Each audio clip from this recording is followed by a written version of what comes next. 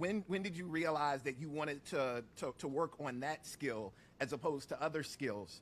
And you know, you have a, I mean, I remember my pops rapping, you know, and he was like, you know, he had the old school cadence, you know, and all of that. Like I said, I remember my grandma, but I also remember, you know, me and my siblings. I have 5 brothers and 2 sisters.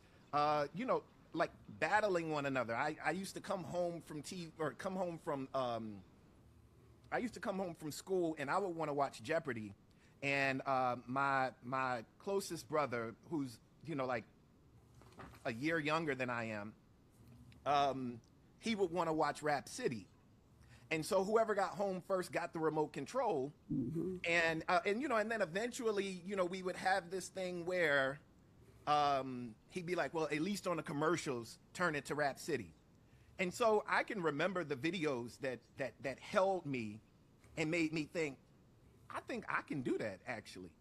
You know, and so it's you know, like there are markers, you know, like with my age that to let me know when I thought I could do it. Or there are markers, you know, like being in 4th grade and asking my teacher if I could make my English assignment rhyme instead of doing it as a paragraph, or if I could make my paragraph rhyme. And I remember that teacher turning around and saying, not only can you do that, she gave me poetry books. I'm saying this woman literally gave me poetry in response to me doing my work poetically. And so it was fostered early on. And so when I pick it up, it's a thing. It's certainly a thing that's always been there. It's certainly a thing that was provided for me to be able to step into. But there was a time period where I deliberately stepped into it.